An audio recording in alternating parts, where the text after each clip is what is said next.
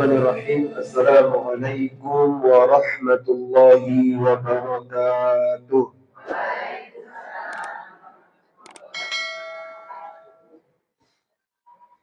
Innal hamdalillah nahmaduhu wa nasta'inuhu wa nastaghfiruhu wa natubu ilaih wa na'udzu billahi min shururi anfusina wa min sayyiati a'malina.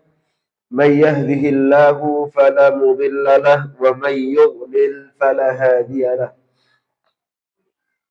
أشهد أن لا إله إلا الله وحده لا شريك له وأشهد أن محمدا عبده ورسوله اللهم صل وسلم وبارك وأنعم على نبينا محمد وعلى آله وصحبه أجمعين.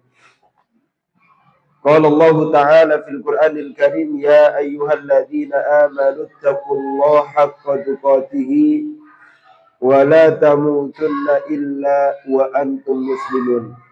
يا أيها الناس اتقوا ربكم الذي خلقكم من نفس واحدة وخلق منها زوجها وبث منهما رجالا كثيرا ونساء واتقوا الله الذي تساءلون به والأرحام إن الله كان عليكم رقيبا. يا أيها الذين آمنوا اتقوا الله وقولوا قولا سديدا يصلح لكم أعمالكم ويغفر لكم ذنوبكم ومن يطع الله ورسوله فقد فاز فوزا عظيما. أما بعد اللهم انفعنا بما علمتنا وعلمنا ما ينفعنا وارزقنا علوما تنفعنا في الدين والدنيا والآخرة. ربنا زدنا علما وارزقنا فهما. اللهم ارزقنا فهم النبيين وحفظ المرسلين وإلهام ملائكتك المقربين. ربنا اشرح لنا صدورنا ويسر لنا أمورنا واحلل عقدة من ألسنتنا يفقه أقوالنا. اللهم اجعلنا ممن يستمعون القول فيتبعون احسنه. اللهم اجعل تجمعنا هذا تجمعا مرحوما واجعل تفرقنا من بعده تفرقا معصوما. ربنا هب لنا من ازواجنا وذرياتنا قرة اعين واجعلنا للمتقين اماما. ربنا اغفر لنا ولوالدينا وارحمهما كما ربيانا صغارا. ربنا آتنا في الدنيا حسنة وفي الآخرة حسنة وقنا عذاب النار. آمين يا رب العالمين.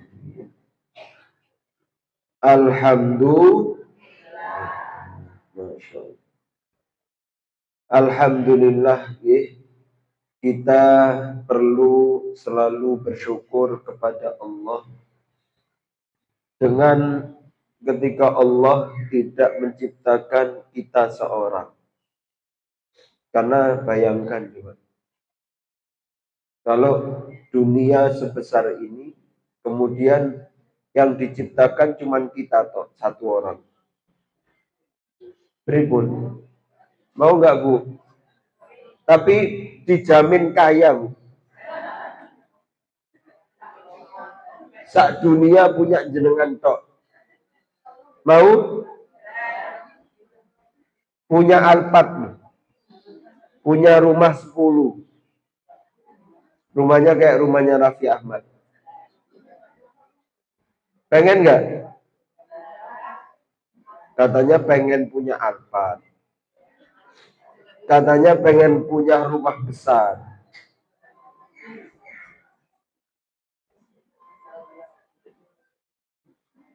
Ini suaranya TK sebelah apa suaranya? Ye, nggak pengen jenengan. Kenapa? Nggak ada yang ngelihat, kok nggak punya uang. Kalau sendiri, kita pasti punya Alphard, nggak pasti. Kita pasti punya kekayaan yang besar.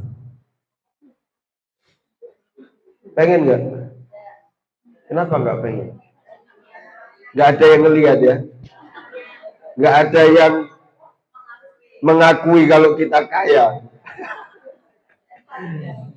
Nggak ada validasi. Berarti kaya kita ini memang pengennya validasi. Ben diakoni kaya. Tapi nanti kalau jatuh tanggal nisabnya atau tanggal haulnya, mendadak kita nggak kaya. Kalau datang bulan Dzulhijjah, diperintahkan untuk kurban, mendadak nggak kaya. Kalau datang Ramadan disuruh zakat, mendadak nggak kaya. Kalau ada donasi, bencana alam, mendadak miskin. Kono butuh, aku ya butuh. Sama-sama butuh. Ya, ibu-ibu yang dirahmati Allah. Kita itu hidup di dunia ini, salah satu nikmat terbesar adalah ketika kita sama Allah Ta'ala diciptakan tidak sendiri. Tapi syu'ubaw wa qabaila. Kita diciptakan bermacam-macam bangsa, bermacam-macam kabilah. Maka nggak pantas dan nggak layak kalau kita ini hanya membangga-banggakan bangsa dan kabilah kita. Sombong terhadap suku kita. Loh, malah gak ketok. Cantiknya ibu yang sebelah sana nggak kelihatan. Lah ini mundur. Ya alhamdulillah.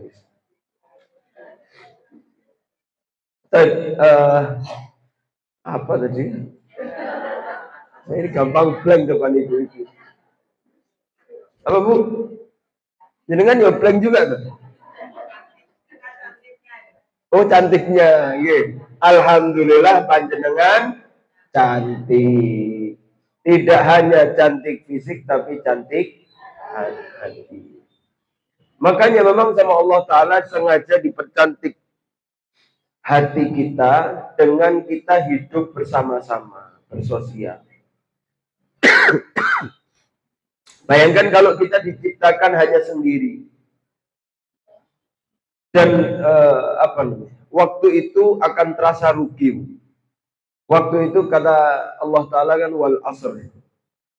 Demi masa, waktu, sepanjang perjalanan hidup kita ini. Itu rugi kata Allah Ta'ala. Kecuali siapa? Jadi hanya kecuali 4 golongan ini yang dia tidak akan rugi di dalam waktunya. Tapi kalau kita nggak dapat 4 ini, rugi hidup kita. Oke, pasti rugi. Mau kita paling kaya, kita akan rugi. Mau kita jabatannya paling tinggi, kita pasti rugi. Oke? Mau kita jadi apapun, kita pasti rugi menjalani hidup kalau kita tidak termasuk 4 golongan ini. Yang pertama apa? Illalladzina amanu. Pertama yaitu beriman kepada Allah. Kalau hidup tidak beriman kepada Allah, rugi hidup kita. Yang kedua, apa Ibu? Illalladzina amanu wa amilus solihat, yaitu beramal soleh. Kalau nggak beramal soleh, rugi hidup kita. Tidak manfaat, tidak ada berkahnya, tidak ada kebaikan dan kemuliaannya. Rugi. Sudah dikasih waktu sejenak sama Allah, tidak dimanfaatkan untuk persiapan perjalanan yang jauh. Rugi. Kemudian amanu wa amilus solihat itu adalah amalan individu. Setiap kita perlu beriman dan setiap kita perlu beramal soleh. Tapi Allah Ta'ala hadirkan yang ketiga dan yang keempat. Itu bukan lagi amalan sendiri-sendiri, tapi amalan bareng-bareng. Amalan sosial. Yang ternyata dengan 3 dan 4, kadang kita punya iman, tapi iman tidak bisa jadi nggak konsisten. Iman kita kadang naik turun. Amal soleh kita juga kadang semangat, kadang enggak. Kadang kalau lapang kita semangat ibadah. Tapi kadang kalau sempit kita lupa ibadah. Atau kebalikannya. Kalau sempit ingat Allah, kalau lapang lupa segalanya. Lupa teman, lupa Allah, lupa ibadah kalau lapang. Maka harus ada yang 3 dan 4. 3 dan 4 ini fungsinya kita hidup bersama-sama. Apa itu? Tawasau bil haqqi wa tawasau bis sabr. Saling menasehati dalam kebaikan dan saling menasehati dalam kesabaran. Ada orang ketika lapang dia sedekah, dia ibadah ingat Allah, tapi giliran pas sulit, berat hidupnya, sedekah sudah nggak mampu lagi, menjalankan amal ibadah sudah kayak tidak punya harapan kembali. Maka gunanya teman adalah untuk mengingatkan, ayo kalau masa lapangmu saja Allah Ta'ala nggak lupa sama kamu, apalagi ketika kamu butuh. Insya Allah pasti Allah Ta'ala juga ingat kepada kamu. Sebagaimana janji di dalam hadis dikatakan, hadis qudsi, hadisnya Nabi yang mengatakan ta'arraf ilallahi firraha ya'rifka fi syiddah. Kalau waktu lapang kamu ingat Allah, masa sulitmu pasti Allah Ta'ala ingat kamu. Beda sama manusia ya. Kalau manusia itu kita ingat saat lapang, kita ingat orang lain ingat kita. Tapi saat kita sulit, Masya Allah. Pas kita punya uang, semua orang jadi teman kita. Tapi pas nggak punya uang, apalagi mau cari utangan, Masya Allah. Diumumkan di grup. Pengumuman Ibu Fulan nyari hutang. Diharapkan kepada seluruh pembaca WA ini untuk menjauhi, untuk berwaspada. Karena orang ini sedang butuh uang. Karena nanti kalau sudah minjem uang, pas waktu bayar, melayu. Lari. Ya, ala kulihal. Tapi nggak boleh. Tetap sebagai sesama manusia itu harus saling mengingatkan, saling membantu di dalam ketaatan, kebaikan, dan kesabaran. Begitu juga ketika Allah Ta'ala perintahkan kita untuk saling mengingat, saling membantu satu dengan yang lain. Ta'awanu 'alal birri wat taqwa wa la ta'awanu 'alal itsmi wal udwan. Salinglah kalian membantu. Ini gunanya, Bu. Kita ini hidup bareng-bareng, gunanya tadi supaya kita saling membantu di dalam ketaatan dan ketakwaan, bukan saling membantu dalam dosa dan permusuhan. Gitu ya. Baik. Maka ini sebuah kesyukuran yang harus kita syukuri, bahwasanya adanya teman-teman di sekitar kita itu untuk mengingatkan kita di dalam kebaikan dan mensupport kita untuk bersama-sama menuju Allah. Karena petunjuk tidak bisa dimakan sendiri, diambil sendiri nggak bisa. Petunjuk itu harus didapat bersama-sama. Makanya Al-Fatihah mengajari kita dengan kalimat ihdina. Ya Allah, berikan kami petunjuk. Padahal yang doa cuma kita sendiri, tapi kita menggunakan lafaz kami. Artinya petunjuk tidak cukup untuk saya sendiri. Saya juga butuh petunjuk. Saudara kita butuh petunjuk. Suami kita butuh petunjuk. Anak kita juga butuh petunjuk. Supaya kita sama-sama di dalam petunjuk Allah dan saling mengingatkan untuk untuk kembali kepada petunjuk Allah Subhanahu wa taala. Baik. Yang kedua, marilah kita haturkan salawat kita dan salam kita kepada An-Nabi Muhammad sallallahu alaihi wasallam. Baik, para ibu-ibu, ummahat, Masya Allah, jamaah Majelis Ta'lim Rawdatul Ilmi. Sehat Ibu?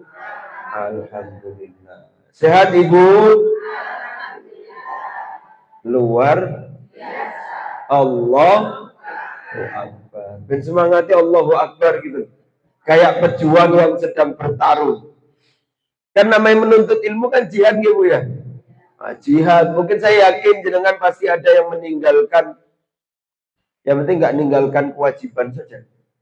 Ada yang meninggalkan nafsunya, meninggalkan keinginan untuk nonton apalah, meninggalkan untuk gitu. Saya yakin pasti ada pengorbanan yang jenengan berikan untuk menuntut ilmu, karena menuntut ilmu itu memang jihad. Harus sepenuh tenaga. Makanya Ibnu Abbas itu mengatakan la yunalul ilm bil birahatil jismi. Ya. La yunalul ilm birahatil jismi. Ilmu itu tidak akan didapat dengan males-malesan, dengan santai-santai. Enggak. Oke. Ilmu tidak bisa diambil dengan santai-santai, tapi harus semangat di dalam menuntut ilmu. Harus sifatnya sifat jihad. Sifat jihad. Baik, ibu-ibu yang dirahmati Allah, pada kesempatan kali ini kita ingin membahas untuk melanjutkan materi kemarin. Terakhir kemarin tentang apa?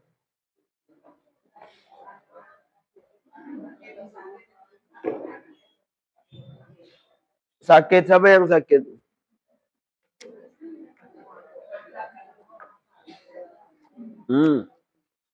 Adab menjenguk orang sakit dan mendoakannya. Baik. Sekarang materinya adalah lebih daripada itu.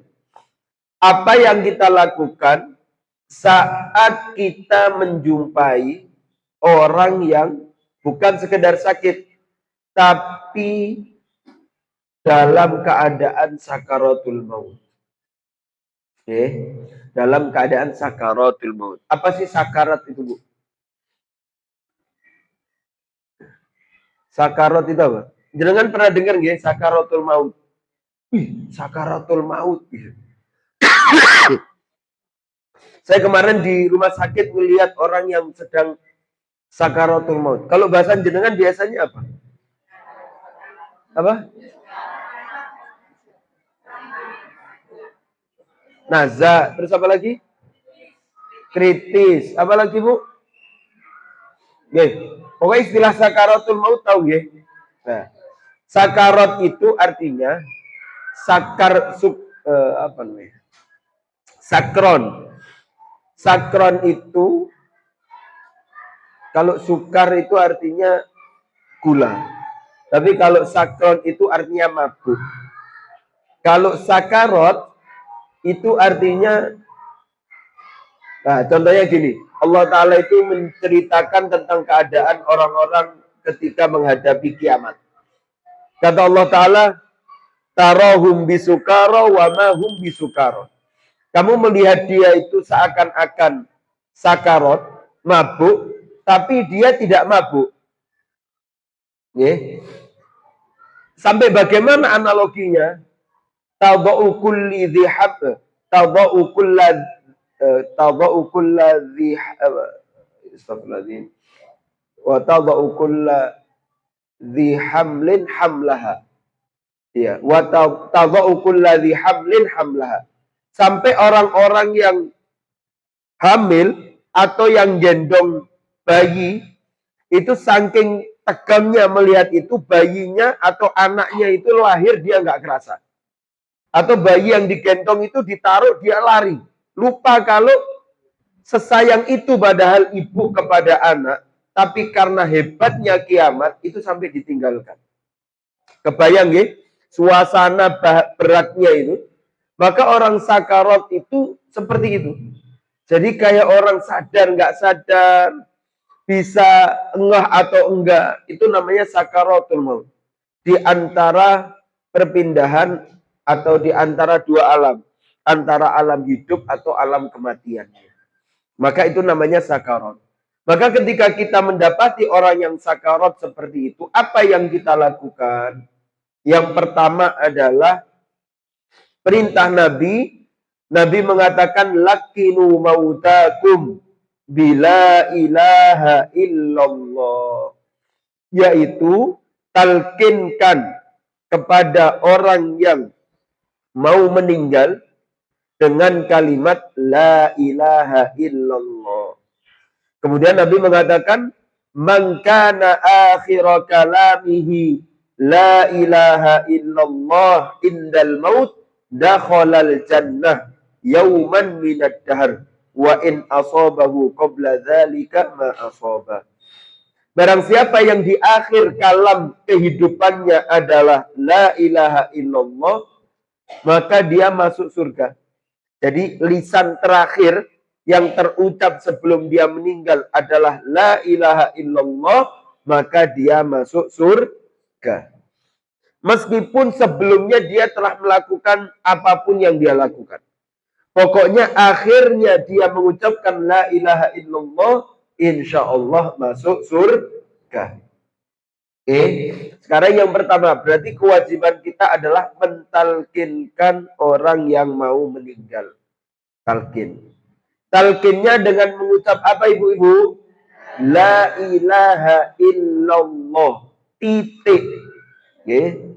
Bukan asyhadu an la ilaha illallah wa asyhadu anna Muhammadar Rasulullah. Bukan.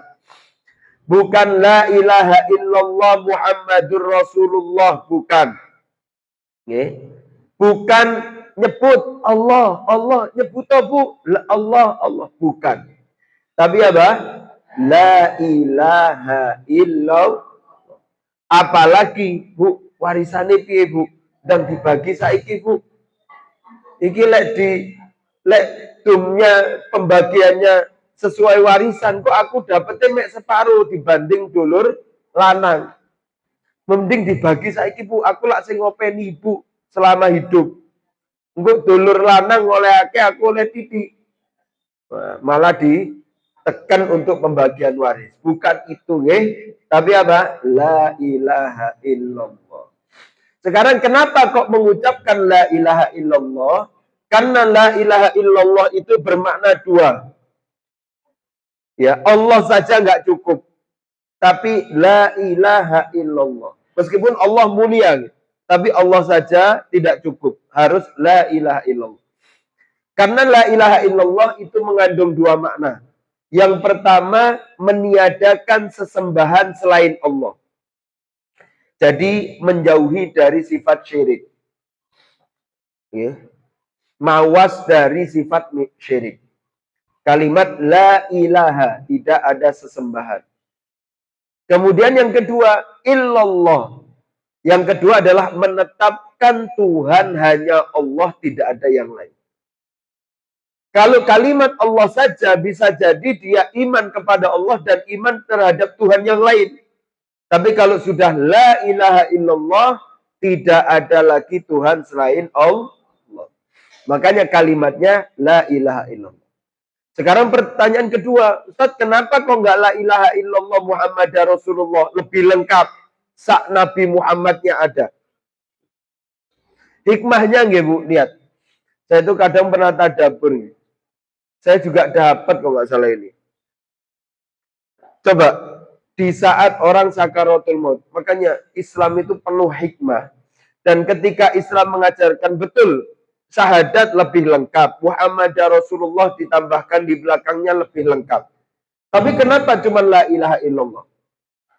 Lihat ya. Ketika seorang sakaratul maut itu kan dalam keadaan yang berat nih Bu. Kemudian bisa jadi ketika orang sakaratul maut itu tubuhnya sudah nggak bisa bergerak. Bahkan bibirnya untuk buka tutup itu nggak bisa. Yang bergerak mungkin yang bisa hanya lisannya saja. Oke, mangap. Gak iso apa-apa. Oke, terus ditalkin la ilaha illallah. Coba jenengan. Oke, dicoba nggih. Jenengan wis aku tapi gak delok wis. Gak lihat. Jenengan coba saya gak lihat. Jenengan mangap. Anggap jenengan anggap kayak dalam sakaratul maut. Terus jenengan bilang la ilaha illallah tapi dengan jelas. Coba, bisa nggak? La ilaha illallah. Bisa? Tidak. Coba pakai Muhammad Rasulullah. Bisa nggak? Tapi mulutnya ini nggak boleh gerak. Gitu. Bisa? karena mimnya harus tertutup, ya kan? Itu syariat itu kalau ngajar kita itu hikmahnya besar. Memang didesain untuk kita itu bisa jelas di dalam mengucapkan la ilaha illallah. Ya, coba dalam keadaan sakaratul la ilaha illallah. Lengkap. Jelas. Gitu, ya? Itu adalah hikmah dari Allah, dari Nabi, bahwasanya kalimat yang paling mudah untuk kita ucapkan di akhir kematian atau dalam keadaan sakaratul maut itu adalah la ilaha illallah. Baik. Kemudian bagaimana cara mentalkinkan? Cara mentalkinnya itu adalah ketika kita lihat, oh ini orang ini sudah mau sakaratul maut, sudah nggak kuat. Maka kita talkinkan di samping dia. Ditalkin itu bukan biar dia dengar suara kita, bukan. Tapi ditalkin itu kita tuntun dia untuk membaca la ilaha illallah. Kita tuntun. Dan menuntunnya, itu namanya nuntun itu kan digandeng pelan-pelan. Ya. Bukan dijungkrakno, bukan didorong, bukan dipaksa. Tapi dituntun. Bilang. Sebagaimana Nabi mengatakan, kul la ilaha illallah. Ya, kita talkinkan di samping dia. Bu, la ilaha illallah. Terus gimana? Diam dulu. Ditunggu dia sampai mengucap. Dia akan diam. Bu, la ilaha illallah. Ayo bu. La ilaha. Cukup no kopi. Masya Allah. Nggih, kopi bu. Ya. Ambilkan kalau memang pengen. Hajatnya diambilkan. Nggih. Nanti ada ini. Gimana kalau umpama udah la ilaha. Cukup no kopi. Diambilkan kopi apa dipaksa la ilaha illallah? Ambilkan kopi itu. Biar hajat hatinya itu apa namanya? Keturutan. Kalau nggak keturutan nanti bisa marah. Oke, turuti dulu. Oke, saya ambilkan kopi ya. Ayo, habis ini tak ambilkan. Ayo la ilaha illallah dulu. Atau diambilkan dulu. Tapi jangan lama-lama gitu. Karena sakaratul maut ini kita nggak tahu. Soalnya ada dalam hadis nanti kita bacakan, ada seseorang itu ditalkin sama Nabi. Ya am, ya khol, wahai paman, baca la ilaha illallah. Kemudian pamannya masih bilang, akholun am. Kamu panggil saya itu khol atau am. Khol sama am itu sama-sama paman. Cuman kalau khol paman dari ibu, kalau am paman dari bapak. Sama Nabi apa? Dijawab, khol. Saya paman dari ibu. Apa namanya? Kamu paman dari ibu. Khol. Okay. Kemudian fakhairun li. Akhirnya dia baru bilang la ilaha illallah. Begitu ya? Tadi talqin bu la ilaha illallah. La ilaha. Diam. Ya, tunggu dulu.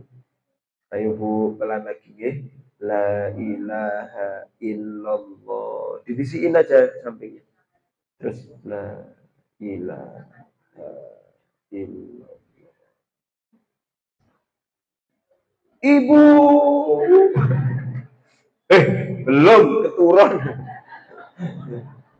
Pokoknya kalau la ilaha illallah kemudian diam ya. Kalau sudah diam bu, maka sudah. Target kita itu adalah di akhir kalamnya, di akhir ucapan sebelum dia meninggal la ilaha illallah. Kalau dia sudah mengucapkan la ilaha illallah, sudah cukup. Gak usah diajak ngomong lagi. Nanti kalau ada tamu yang datang bilang, gak usah diajak ngomong kecuali penting. Kecuali penting. Kalau memang dalam keadaan sakaratul maut. Gak usah. Nah, diamkan saja. Kalau ternyata dia ketiduran, terus bangun lagi. Nah, cukup no banyu wudhu. Nah, apa? ngomong lagi, oh berarti akhir kalamnya bukan la ilaha illallah. Maka setelah itu ditalkin lagi. Begitu ya? Jadi kalau sudah ditalkin la ilaha illallah, terakhirnya la ilaha illallah, diam. Sampai kita tunggu kalau dia ngomong lagi. Kalau dia ngomong lagi, maka setelah itu ditalkin lagi. Sampai dijadikan akhir ucapannya adalah la ilaha illallah. Sampai sini paham? Oke. Sebelumnya saya buka pintu pertanyaan dulu nih. Kira-kira dalam kondisi apa, Bu? Dalam kondisi apa yang jenengan itu masih bingung cara mentalkin, atau dalam keadaan apa kok sulit mentalkin, atau apa biasanya? Monggo. Nggak sadar, betul. Apa lagi? Oh, jauh ya? Iya. Iya, betul. Sekarang kalau dalam keadaan nggak sadar, betul. Sekarang kalau orangnya nggak sadar, koma, ya titit. Itu kan secara medis ada yang mengatakan dia sadar, dia tahu kalau kita hadir, tapi dia nggak bisa berbuat apa-apa.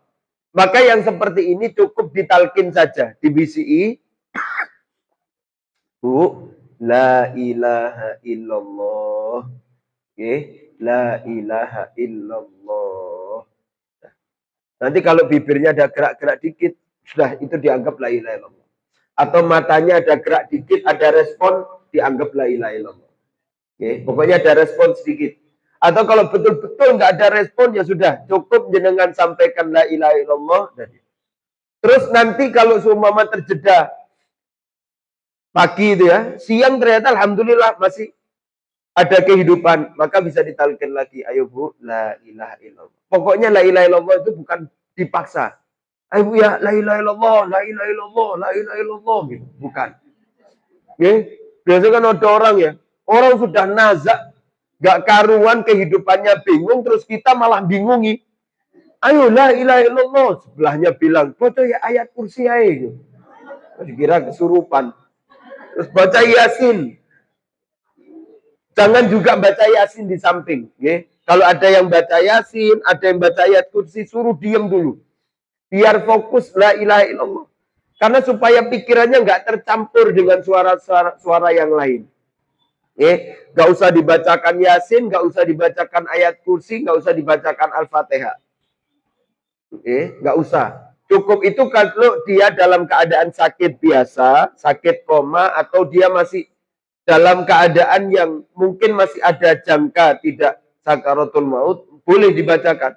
Tapi kalau sudah hampir di penghujung kehidupannya, maka harus ditalkin la ilaha illallah. Paham gak? Jadi cukup. Kalau dipaksa juga nggak akan bisa bersuara karena dia dalam keadaan koma. Itu yang pertama. Kemudian yang kedua tadi apa? Oh, dalam ketika di ICU. Kalau di ICU ini memang urusannya sama sama peraturan. Bisa mungkin dilakukan dua. Bisa izin ke susternya untuk ditalkin. Suster, saya mau talkin sedikit saja, sebentar saja supaya ibu saya atau bapak saya dengarkan kalimat la ilaha illallah di akhir hidupnya. Kalau nggak bisa, kita minta suster atau perawatnya untuk mentalkinkan. Pokoknya diusahakan untuk didengarkan, apalagi sampai dia bisa mentalkinkan kalimat la ilaha illallah. Begitu Ibu? Ya, jadi itu kalimatnya. Cukup apa? La ilaha illallah. Jangan sampai kita menghadiri seseorang dalam keadaan sakaratul maut, tapi di antara kita tidak ada yang mengantarkan la ilaha illallah. Padahal kalimat la ilaha illallah itu sangat berpengaruh pada akhir kehidupan dia. Sangat berpengaruh pada akhir kehidupan. Lihat Nabi bilang, "Man kana akhiru kalamihi la ilaha illallah." Apa? Kalau siapa yang mengucapkan la ilaha illallah di akhir kalamnya, apa Bu? Masuk surga, bayangkan. Kalimat la ilaha illallah di akhir hidup itu dapat mengantarkan orang ini ke surga, Maka tadi itu loh Bu, pentingnya kita itu hidup bersama itu seperti itu. Dan kita pentingnya hidup sama-sama dapat petunjuk itu. Jenengan tahu hadis ini. Jenengan tahu kebutuhan kita untuk mengucapkan la ilaha illallah di akhir hidup. Dan kita itu nggak bisa men-setting akhir hidup kita la ilaha illallah. Nggak bisa. Karena akhir hidup kita itu tergantung bagaimana kehidupan kita sehari-hari. Karena itu di waktu-waktu yang mendadak. Nabi mengatakan al-mautu faza. Kematian itu menakutkan, mengagetkan. Nggak tahu. Kita pernah lihat di video itu ya. Ada orang jalan, tahu-tahu lihat atas gini, miring gini. Terus jatuh, meninggal. Ada orang kemarin yang kereta api itu, Masya Allah. Nggak tahu itu berapa besar berat hidupnya ini.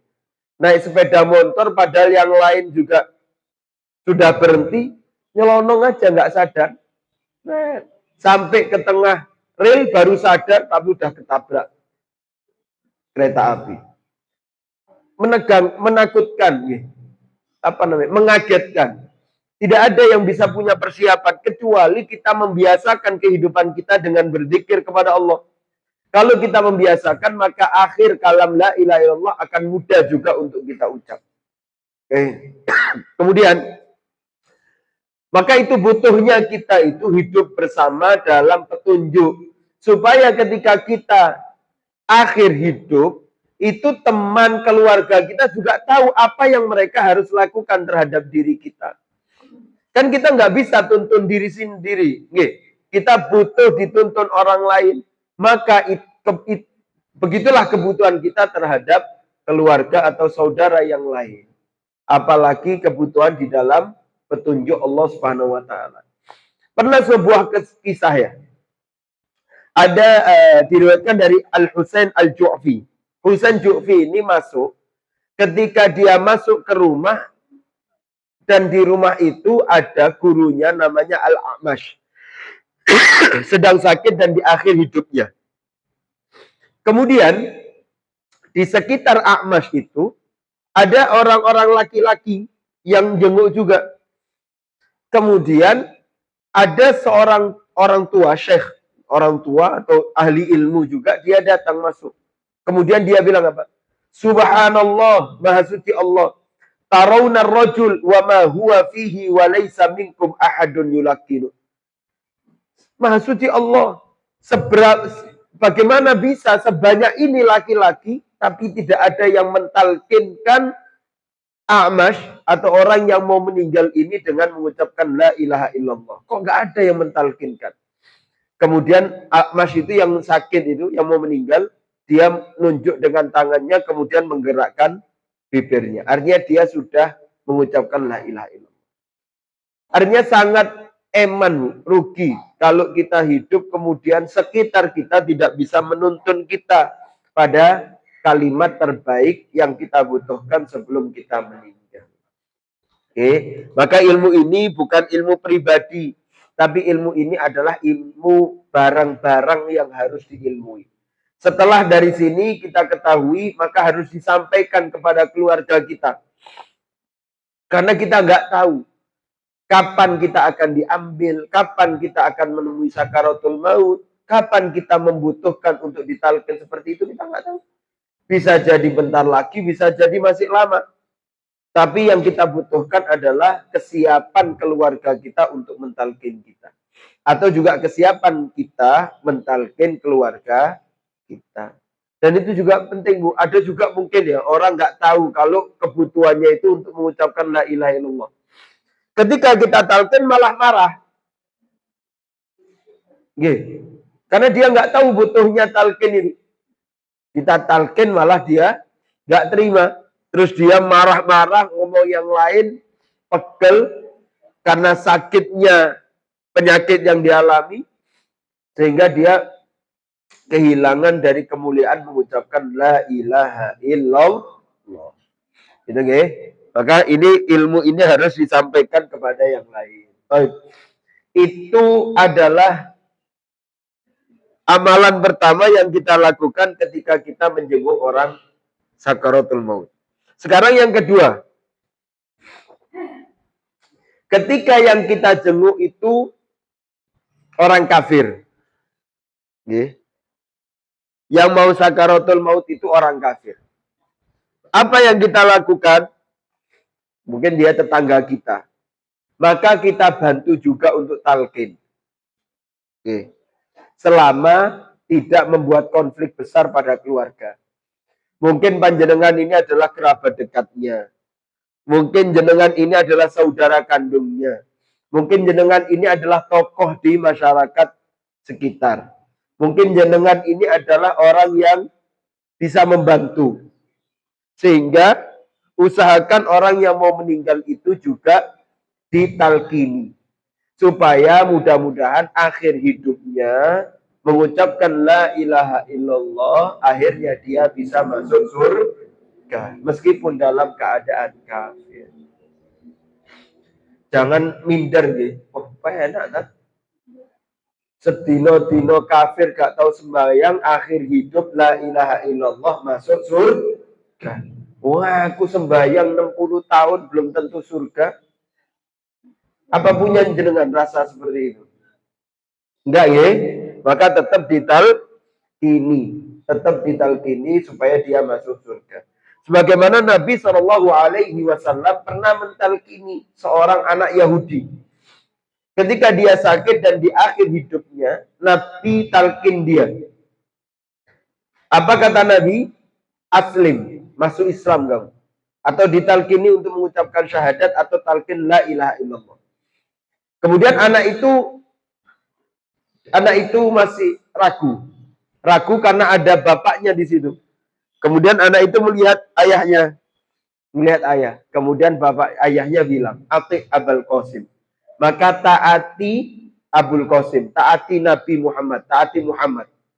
Akhirnya anak itu mengucapkan kalimat la ilaha illallah atau bersyahadat. Kemudian dia meninggal. Maka dia meninggal dalam keadaan Islam. Ini pengaruhnya di akhir hayat itu, pengaruhnya orang-orang yang orang tokoh atau yang berpengaruh pada keluarga. Baik. Kemudian pembahasan selanjutnya ibu-ibu. Pembahasan selanjutnya adalah ketika kita sudah talqini, kemudian dia meninggal. Apa yang kita lakukan? Tadi sebelum meninggal ditalqin, kemudian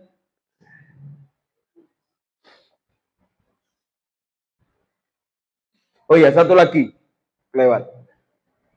Satu lagi. Saat dia sebelum meninggal, apa yang kita lakukan tadi ditalqini, setelah ditalqini adalah doakan orang yang sedang sakaratul maut.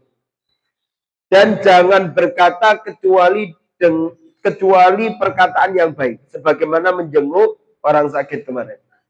Doakan dia. Dan ketika menghadiri itu jangan berkata kecuali perkataan yang baik. Kenapa? Karena Nabi mengatakan, "Idza hadartumul maridha awil mayyit faqulu khairan." Kalau kalian hadir menjenguk orang sakit atau orang meninggal, maka ucapkan yang baik. Fa innal malaikata yu'minuna ala ma taqulun. Karena bisa jadi malaikat mengaminkan apa yang kalian ucapkan saat itu. Apalagi jenengan ini orang yang jujur, beriman kepada Allah, tahu mana baik, mana buruk. Maka di saat itu, lisan yang keluar dari panjenengan itu menjadi saksi bagi dia nanti di akhirat kelak. Maka kalau menjenguk orang yang sakaratul maut, selain mentalkinkan, doakan dia. Selain mendoakan, maka ucapkan yang baik. Ucapan yang baik itu apa? Apa namanya? Kenang masa kebaikannya dia saat hidup. Saat dia masih sehat. Dikenang. Mungkin kita jenguk saudara kita, teman kita yang sedang sakaratul maut. Kita di luar ICU, Bapak. Atau di luar rumah.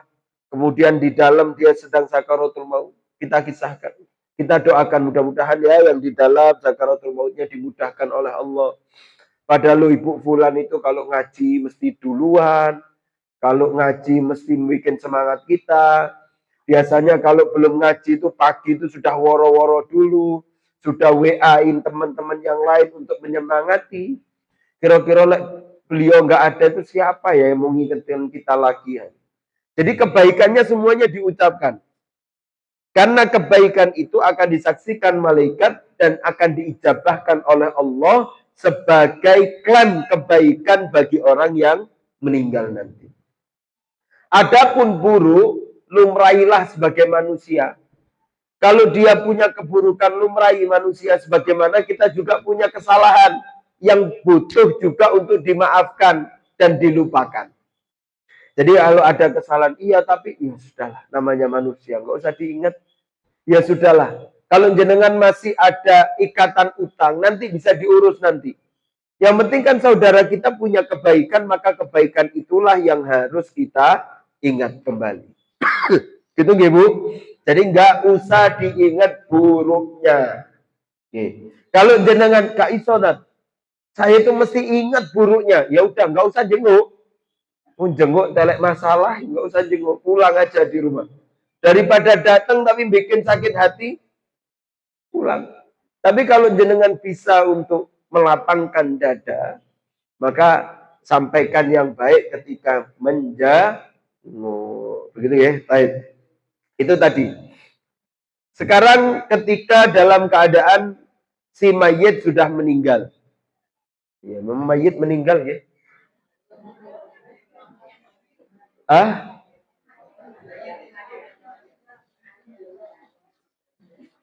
Oke, baik. Sekarang ketika orang itu sudah meninggal, apa yang kita lakukan? Biasanya Bu, orang meninggal itu ketika dia meninggal, itu kan kalau muslim itu rohnya ditarik, dicabut dari atasnya.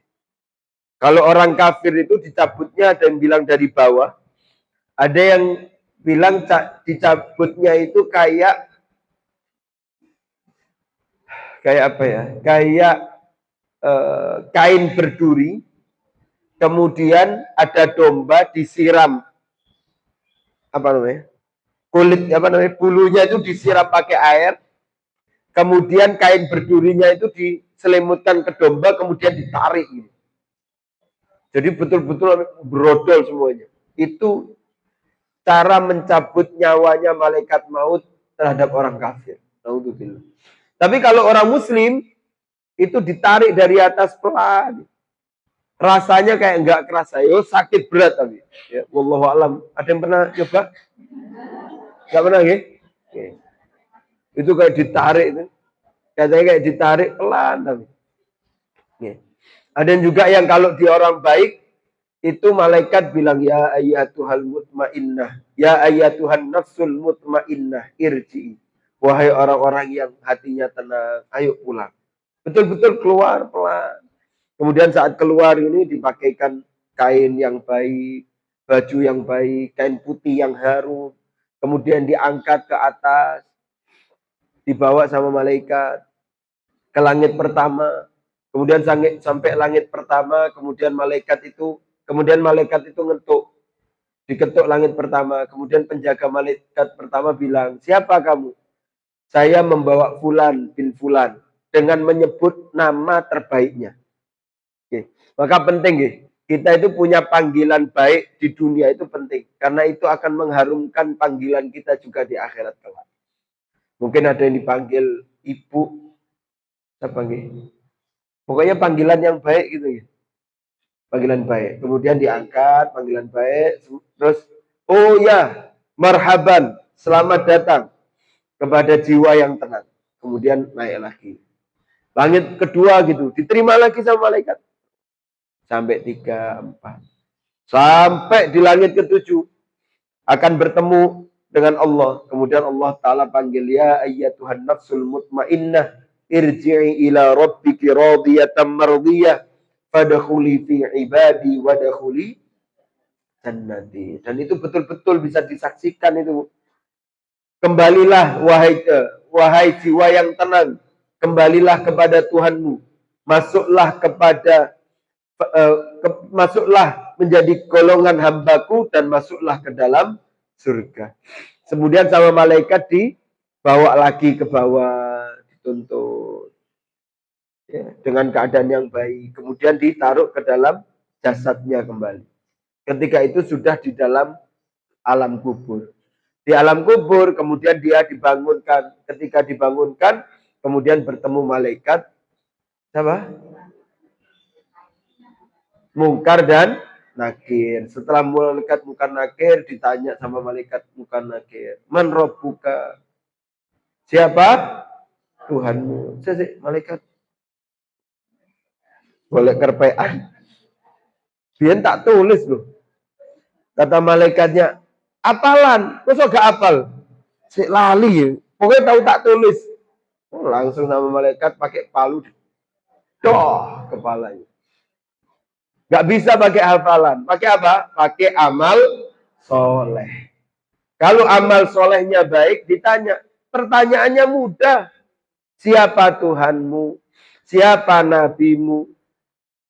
Orang itu kalau memang aslinya baik, Bu, mengucapkan itu mudah. Gak pakai apa namanya? Padeng celetot, ya. Ngomongnya gak jelas ya. 10 tambah 6, 17. Masya Allah. Nih, kalau orang baik itu ngomongnya gampang. Man rabbuka? Rabbi Allah. Tuhanku adalah Allah. Man nabiyuka? Nabiku adalah Muhammad. Man madinuka? Apa agamaku? Agamamu? Agamaku Islam. Siapa? Apa kitabmu? Kitabku Al-Quran. Siapa musuhmu? Gampang. Itu kayak apa aja ditanya bisa. Kalau dia orang baik. Kemudian sudah selesai, dia dibaringkan kembali, kemudian dia melihat bahwasanya alam kuburnya itu mendadak luas dan indah.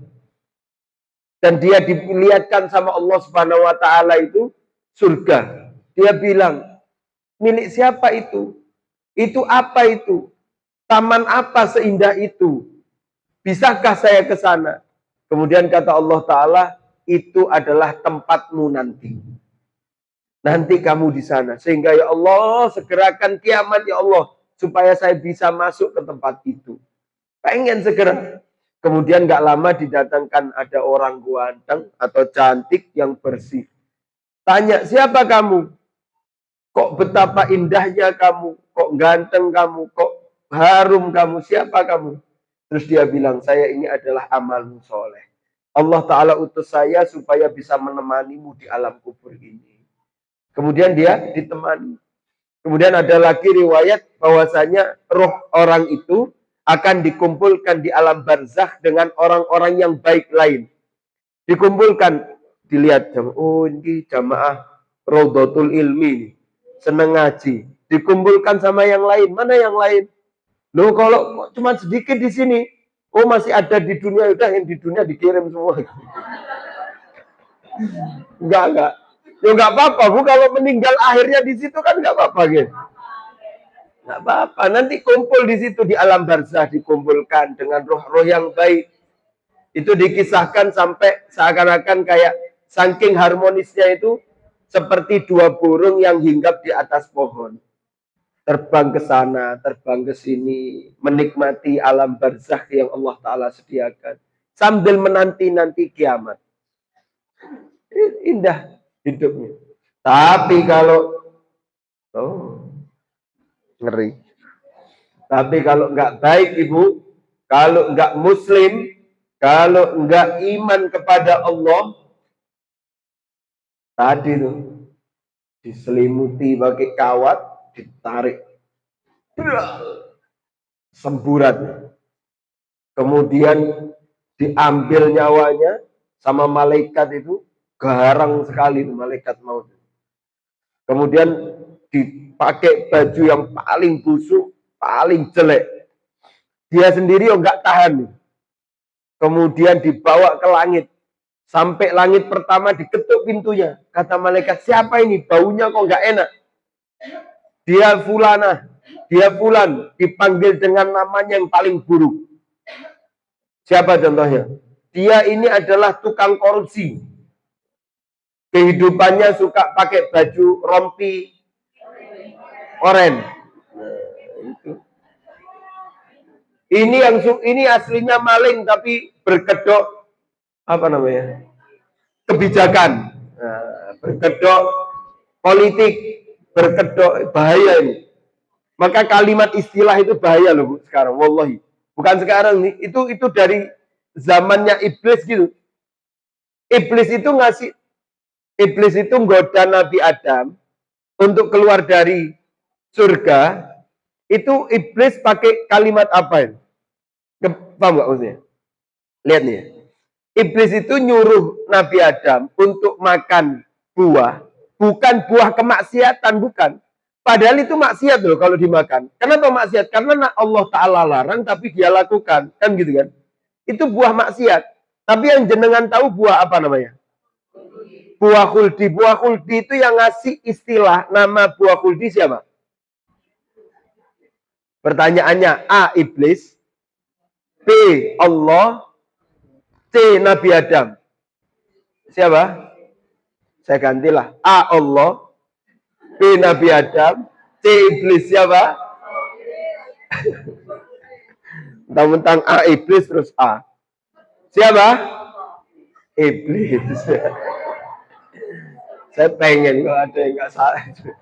Yeah. Yang ngasih nama iblis. Khuldi itu artinya abadi, kekal. Jadi seakan-akan iblis bilang, Adam, ini loh buah kekekalan. Kamu kalau makan ini nggak mungkin dikeluarkan dari surga. Kamu malah kekal di surga ini. Itu istilah kan Bu? Istilah seakan-akan ini jadi bahaya. Saya itu nggak pernah ke dukun saat alhamdulillah. Tapi saya pernahnya itu ke orang pinter. Itu dukun namanya. Sama, cuman beda istilah. Maka hati-hati, jangan jangan terkecoh dengan istilah, bahaya. Karena iblis pun pertama kali itu menggunakan istilah sehingga Nabi Adam juga terkecoh di situ. Gitu ya. Kayak tadi itu, maling tapi berkedok kebijakan. Cuman ganti saja. Maka hati-hati, ya. Baik. Hati-hati dengan istilah. Kemudian orang itu diangkat, dipanggil dengan nama yang buruk, tapi langit pertama nggak terima. Kemudian dilempar lagi ke bawah. Langit pertama nggak nerima, nggak sampai Allah. Kemudian sama malaikat dilempar ke bawah. Dilempar ke bawah itu ya jatuh yang nggak karuan. Kemudian dia mencari-cari mencari-cari jiwa bukan arwah gentayangan penasaran gitu, bukan, tapi dilempar ke bawah sampai jatuh ke tempat tadi, ke tempat jasadnya. Kemudian dia dibangunkan sama malaikat Munkar Nakir, kemudian ditanya sama Munkar Nakir dengan pertanyaan yang sama, tapi dia tidak bisa menjawab, dia kesulitan menjawab. Setiap soal yang tidak dijawab sama malaikat dipukul dengan palu yang besar, dipukulkan kepalanya sampai pecah kepalanya. Dan teriakannya itu terdengar semua makhluk bumi kecuali manusia sama jin. Teriakannya itu keras. Semua terdengar kata Nabi kecuali manusia sama jin yang nggak dengar. Teriakannya orang yang buruk tadi. Kemudian ditanya lagi sama malaikat, dihukum lagi sampai hancur kepalanya, ditumbuhkan, ditanya lagi. Ketika udah nggak bisa, dia dibiarkan, kemudian ditunjukkan tempat yang buruk. Dia tanya, punya siapa ini? Saya nggak mau ke situ. Itu tempatmu nanti. Itu tempatmu nanti, kiamat nanti. Ketika itu dia bilang, ya Allah, jangan sampai cepet-cepet kiamat, karena saya nggak tahan untuk kembali ke sana. Saya nggak mau pindah sana. Tapi udah nggak bisa lagi. Kemudian dihadirkan orang yang buruk. Siapa kamu? Saya nggak mau berteman denganmu. Saya amalmu. Dan mau nggak mau kita harus di situ. Kemudian ada siksa-siksa yang lain. Naudzubillah. Maka sebegitu panjang perjalanan hidup. Eman kalau kita itu nggak tahu tentang amalan mengucapkan la ilaha illallah di akhir hayat. Dan ini juga bisa diamalkan sebelum tidur, kalau bisa baca doa, kemudian ucapkan la ilaha illallah, supaya penghujung akhir kita ketika kita tidur terus meninggal mengucapkan la ilaha illallah. Baik. Sekarang selanjutnya sedikit-sedikit saja. Selanjutnya ketika orang dalam sampai setengah 10 kan? Iya, 15 menit lagi. Ketika kita menjumpai orang yang mau meninggal, orang yang sudah meninggal, apa yang kita lakukan? Jadi ketika orang meninggal diambil nyawanya, itu kadang kan ada orang yang meninggal itu matanya ke atas gini Bu. Nih, tertarik kan ke atas ini. Orang yang meninggal terus matanya melihat ke atas atau ketika meninggal dia mata terbuka, itu bukan tanda meninggal buruk, bukan. Tapi itu sewajarnya, itu wajar. Karena Nabi SAW juga mengatakan, sesungguhnya ketika orang yang meninggal itu taba'ahul basar. Ya, ketika nyawa ditarik,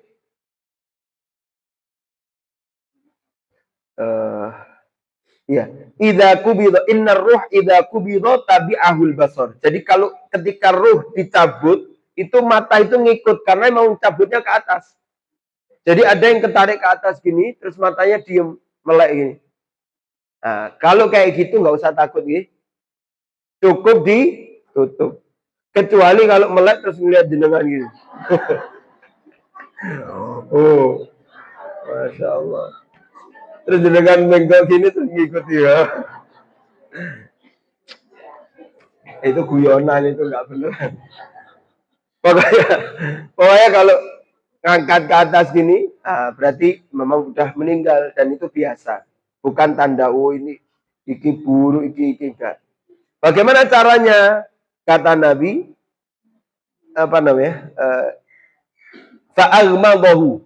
Jadi tangannya ditutupkan gini. Itu kalau baru meninggal biasanya mudah, masih lunak semua. Terus meremdah. Biasanya mulutnya ada yang buka juga, ditutup. Oke. Tapi biasanya kalau lama ini kebuka lagi nih. Jatuh. Nah, ketika takut kebuka baru dicancang. Jadi nyancang itu bukan memang harus dicancang, enggak. Itu supaya antisipasi biar mulutnya nggak kebuka. Biar ketika dia meninggal nanti dalam keadaan baik. Bukan maksudnya biar enak lah dilihat gitu.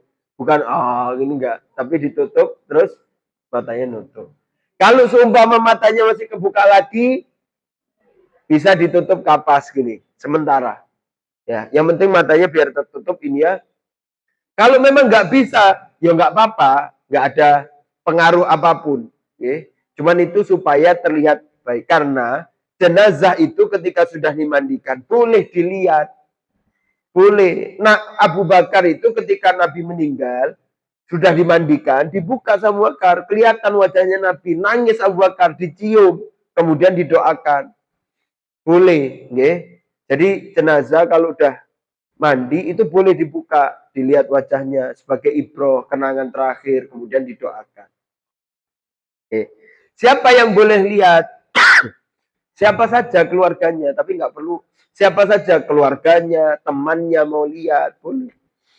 Bahkan yang nggak bukan mahram, umpama ini ya, siapa ya?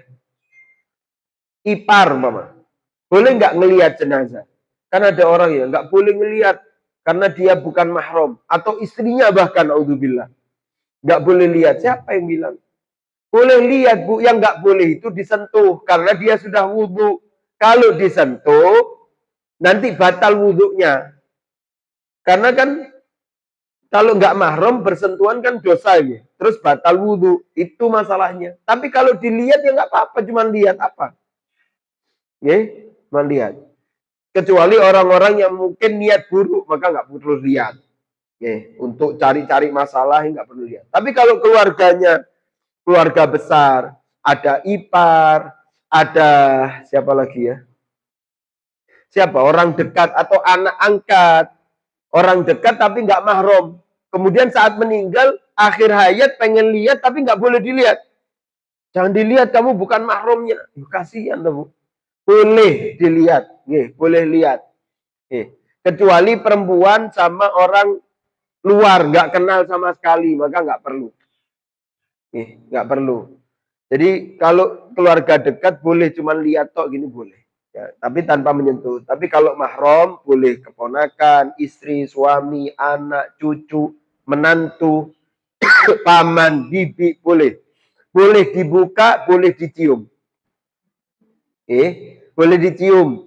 Netes air, boleh nggak netes air mata? Jangan, kasihan, melukai. Luka dari mana? Ada gitu. Hati-hati ya air matanya. Jangan nangis. Jangan nangis. Ya Allah. Ini orang baik ya, harus ditangisi. Kalau orang nggak baik, nggak ditangisi, ya nggak apa-apa. Kan? Namanya orang baik kan meninggal ya mesti ditangisi tuh, Bu. Masa nggak nangis? Apa harus kita ketawa gitu?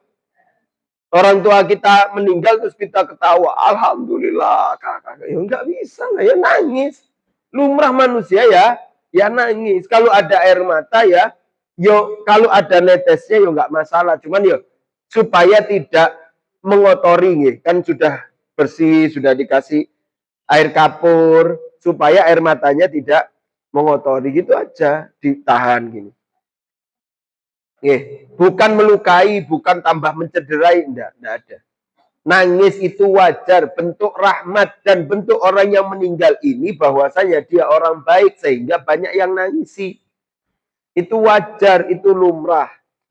Jadi kalau ada yang meninggal, kita nangis, kemudian dicium sama keluarga sebagai bentuk perpisahan, dilihat, dicium kepalanya, cium pipinya, kemudian didoakan, kemudian ditutup kembali. Itu boleh. Baik.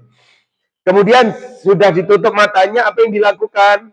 Ditutup badannya. Pakai kain yang panjang dari kaki sampai kepala. Ditutup semua sekujur tubuhnya. Ditutup kain. Kemudian, ini semuanya ada hadisnya ya, tapi nggak perlu saya bacakan. Kecuali kalau dia meninggal dalam keadaan berihram. Ya, kalau dia meninggal dalam keadaan umroh atau haji dalam keadaan ihram, maka ditutup badannya kecuali kepala. Kepala nggak perlu ditutup. Karena itu Nabi yang memerintahkan tidak perlu ditutup. Dan ketika meninggal dikubur juga kepalanya nggak perlu ditutup. Nggak tahu hikmahnya apa. Karena Nabi nanti dia akan dibangkitkan dalam keadaan mulabbiyan. Dalam keadaan bertalbiyah. Labbaik Allahumma labbaik, labbaik la syarika lak. Sebagai tanda, gitu ya, sebagai tanda kalau dia meninggal dalam keadaan ihram. Baik. Tadi apa, Bu? Yang terakhir, ditutup seluruh tubuhnya dengan kain. Tutup. Kainnya nggak harus putih, kain sewek boleh, kain apapun boleh. Pokoknya yang bagus ya, nggak boleh kain Spiderman gitu ya, nggak lucu. Mau meninggal Hello Kitty gitu ya. Nggak, tapi kain yang bagus, kain yang normal lah, kain jare atau kain putih atau kain, pokoknya kain lah ditutup. Baik, kemudian setelah itu apa yang dilakukan? Disegerakan untuk diurus jenazahnya. Kata Nabi, asri'u bil janazah, segerakanlah untuk diurus jenazahnya.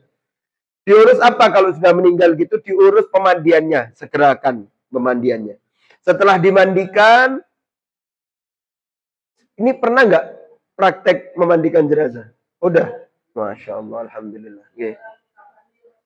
Oh sudah ya? Oh, Alhamdulillah. Berarti sudah ada yang jadikan praktek belum? Oh sudah?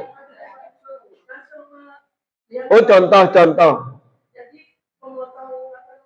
Kain kafan. Oh sudah, Alhamdulillah. Kalau perempuan berapa kain helai? Berapa helai kain? Oh 35. Oh 1.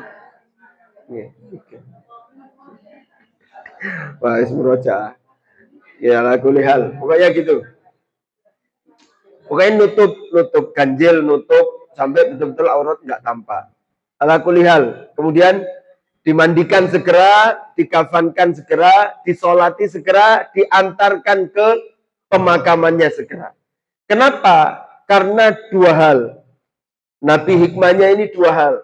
Karena kalau dia baik, supaya segera mendapatkan balasan baik dari Allah Subhanahu wa Ta'ala.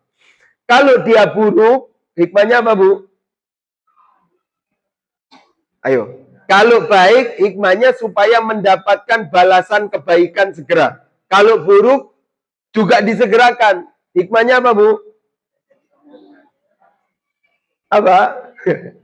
Mesti takut nih. Supaya apa? Kalau baik supaya dapat amal baik segera, balasan baik. Kalau buruk supaya dapat apa?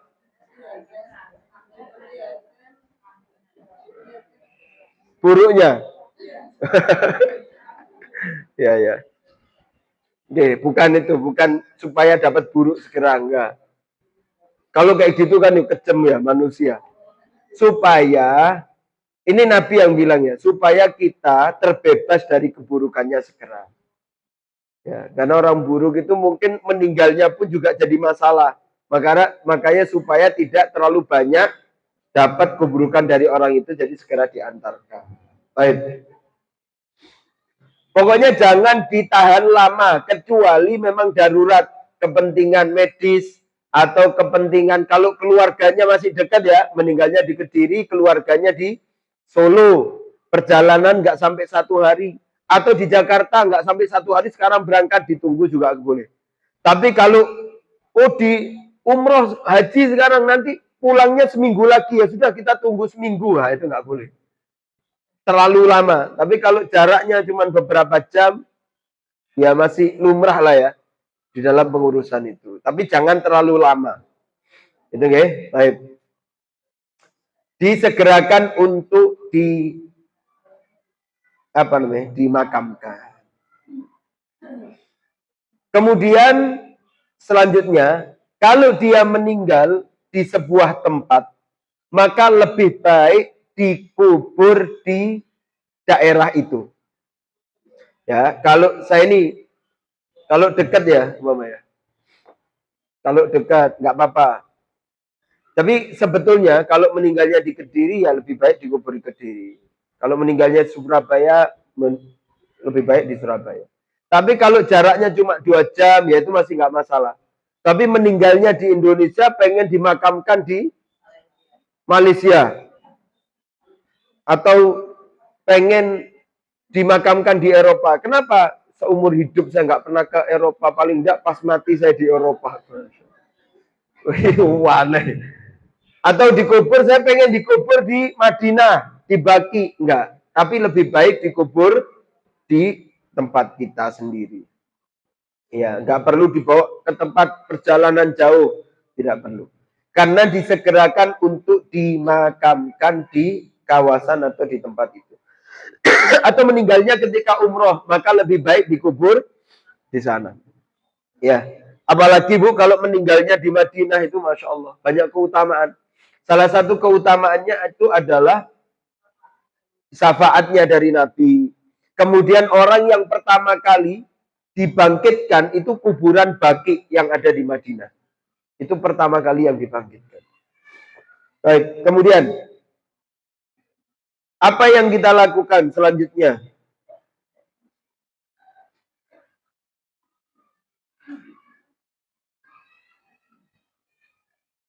Sudah, selanjutnya gini. Ketika sudah dimakamkan, apa yang dilakukan selanjutnya? Yang selanjutnya adalah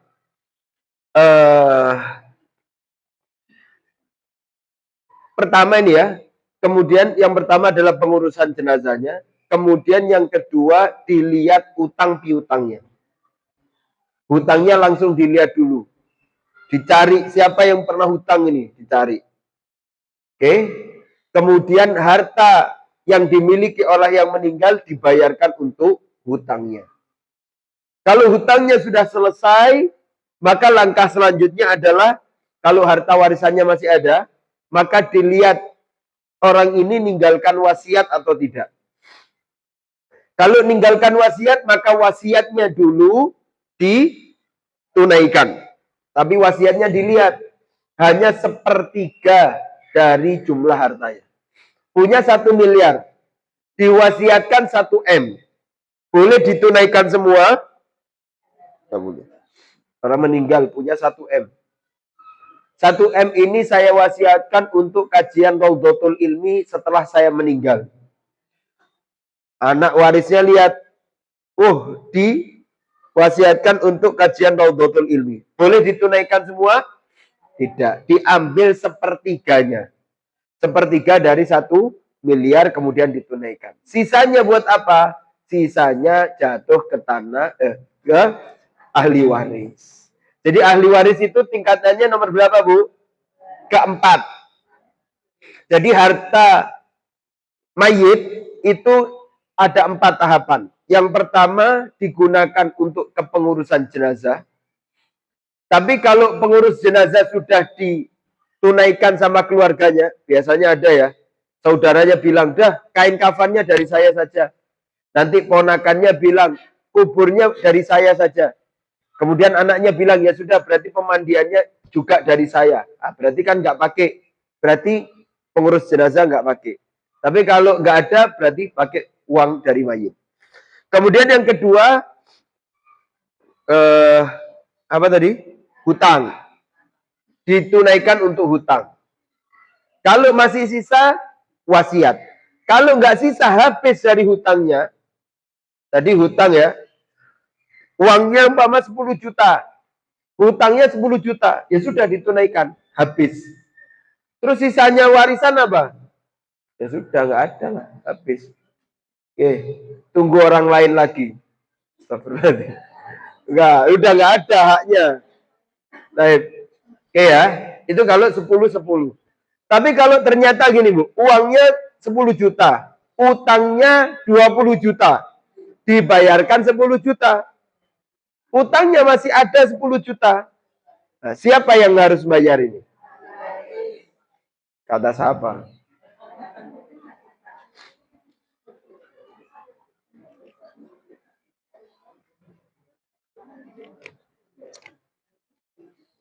Gini Bu, kalau tidak ada sisa dari ahli waris, tidak ada sisa yang disisakan dari warisan, ahli waris gak dapat warisan nih, tapi ada utang sisa, maka ahli waris tidak wajib membayarkan hutang. Karena hutang itu tidak diwariskan. Tapi itu jadi bakti kebaikan ahli waris untuk membayarkan hutang. Tahu nggih? Jadi kebaikan, jadi bakti jenengan, jadi kebaikan kita terhadap orang tua. Karena salah satunya Nabi itu bilang, inna min abarril birri an yasila rajulu wudda abihi. Termasuk ketaatan yang paling tinggi adalah ketika sang anak itu melanjutkan silaturahim teman ayahnya. Salah satunya tadi, ketika ayahnya punya interaksi hutang, kemudian dia melanjutkan untuk membiayai hutang. Maka itu bakti yang besar bagi anak. Tapi anak tidak wajib. Oke? Siapa yang membayarkan? Bisa dari anaknya dalam dalam bentuk tabaruat, sukarela untuk pahala, atau orang lain juga boleh. Ya, ditampilkan ke beberapa orang disampaikan, ini Pak Fulan ini punya utang sekian. Kita perlu bantu tidak gitu. Atau mungkin ya seumpama dari salah satu jamaah ada yang seperti itu. Kemudian Rodotul Ilmi, ini ada Ibu Fulan ini utangnya belum selesai 5 juta. Gimana kalau kita urunan? Kita urunan kemudian kita tunaikan. Itu pahala besar. Tapi tidak terwariskan. Karena memang ya itu lebih jelas. Karena ya nggak mungkin terwariskan sebuah beban yang besar. Kecuali gini Bu, kecuali warisannya dibagi, dah dapat rumah satu-satu. Ternyata ada orang yang dihutangi sama orang yang meninggal tadi. Ternyata dia bilang, itu yang meninggal itu orang tuamu masih hutang sama saya 10 juta. Terus gimana? Maka ketika itu yang mendapatkan warisan wajib mengganti. Wajib. Karena apa? Karena dia sudah dapat harta warisan. Karena warisan tadi urutannya. 1 untuk pengurusan jenazah. Ini urutan ini ya. Kedua untuk hutang. Ketiga wasiat. Keempat warisan. Kalau warisan sudah ditunaikan ternyata hutang belum. Maka ya kembali ke hutang dulu. Kita keluarkan sebagai karena utang yang lebih dulu. Atau wasiat. Ini ada surat wasiat dari orang tua. Dari orang tua panjenengan untuk gini. Ya sudah, ini harus dikeluarkan dari harta warisannya. Tapi kalau tidak meninggalkan warisan, maka tidak wajib. Itu urutannya. 1 pengurusan jenazah, 2 hutang, ketiga wasiat, keempat baru warisan. Gitu nggih. Baik, mungkin itu yang bisa kita sampaikan. Nggih. Kalau tidak salah saya pernah dengar itu waktu Nabi mau menyolatkan seseorang, dia tanya apakah dia punya utang. Kalau punya utang, Nabi nggak mau. Itu gimana hukumnya kalau keluarganya nggak mau, kan kasihan ya meninggal. Ya betul. Nabi itu betul. Pernah suatu ketika Nabi itu dapati ada orang punya utang. Utangnya nggak banyak, Bu. Apalagi banyak ya. Utangnya nggak banyak. Terus kata Nabi, dia punya hutang, ya sudah. Nabi tidak mensolatkan, tapi Nabi memerintahkan orang lain untuk sholat. Shollu ala akhikum, ya. Sholat untuk saudaramu. Jadi tetap disolatkan, tapi Nabi nggak sholat. Maka para ulama di sini mengambil pendapat bahwasanya ketika ada orang yang punya hutang, tetap boleh disolati, tapi sebagai tokoh masyarakat tidak perlu mensolatinya. Kenapa? Sebagai hukuman dan pelajaran bahwasanya orang yang punya hutang itu masih terikat masalah dengan orang yang lain. Jadi sebagai hukuman, gitu nggih. Jadi Nabi tidak mensolatkan, tapi tetap disolatkan untuk orang lain. Tapi ketika itu ada salah satu dari sahabat bilang, ya Rasulullah, sesungguhnya hutangnya itu sudah aku jamin, nanti aku bayar. Oke. Sehingga orang itu sudah nggak punya hutang lagi. Ketika nggak punya hutang, akhirnya Nabi maju untuk mensolati orang itu. Oke, jadi gitu. Kalau sudah ada yang bertanggung jawab, namanya si A, meninggal hutangnya banyak, dari salah satu keluarganya itu saya yang bertanggung jawab, berarti mayat itu sudah tidak ada hubungannya dengan kita lagi. Iya. Ya sudah, kalau ada jaminan atau dia sudah punya harta waris itu ya, tapi belum dibayarkan utang, tapi hartanya sudah cukup nanti untuk membayar hutangnya, maka ya tetap sah untuk tetap disolatkan. Seandainya nggak cukup, Ustaz, gimana? Kalau nggak cukup, ada yang menjamin, maka tetap disolatkan. Yang penting ada yang menjamin untuk melunasi. Berarti mayat sudah jalannya mulus ya, Ustaz? Insya Allah jalannya mulus. Ya. Bahkan gini Bu, di hadis ini, di keterangan di sini, kitab Ahkamul Janais, kalau seumpama keluarga, teman, tidak ada yang siap untuk membayar, mestinya, tapi ini jangan nggak usah nonsulo gitu. Mestinya negara yang membayarkan. Tapi kan kita enggak ya, malah bayar pajak. Mestinya negara membayarkan selama orang itu niat untuk bayar utang. Tapi kalau enggak niat bayar utang, ya itu masalah. Gini.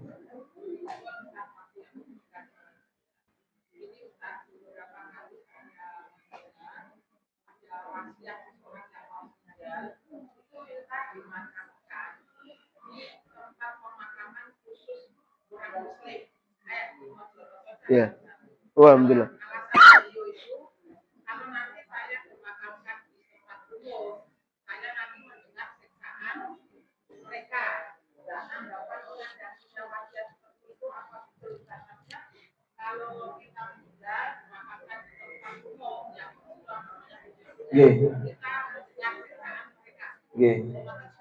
Ya. Coba nanti saya kuatkan lagi ya. Teman saya memang pernah dengar ya apa namanya?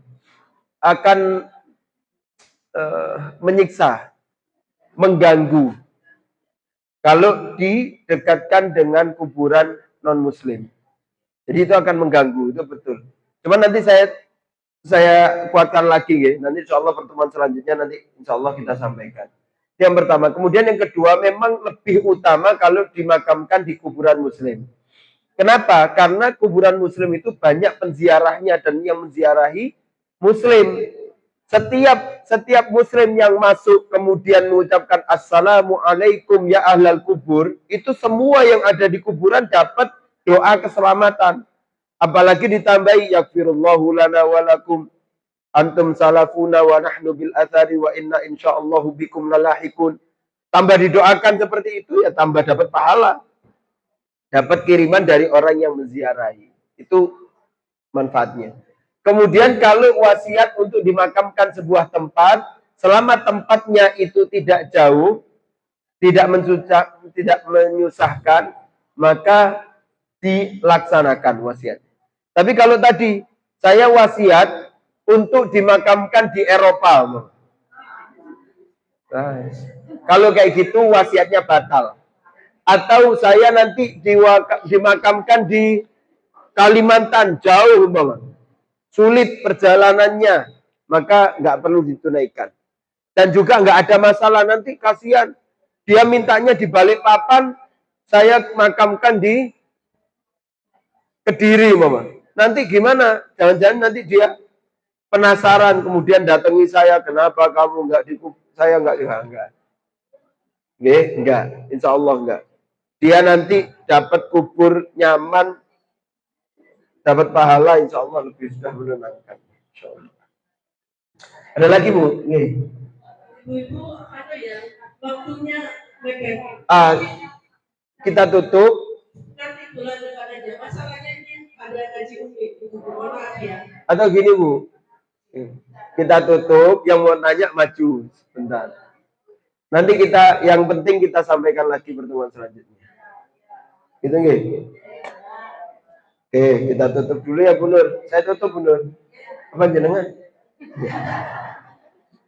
Masya Allah. Oke. Oke, terima kasih Bu Ibu yang dirahmati Allah. Nanti tanya ya, yang mau nanya pribadi, nggak apa-apa.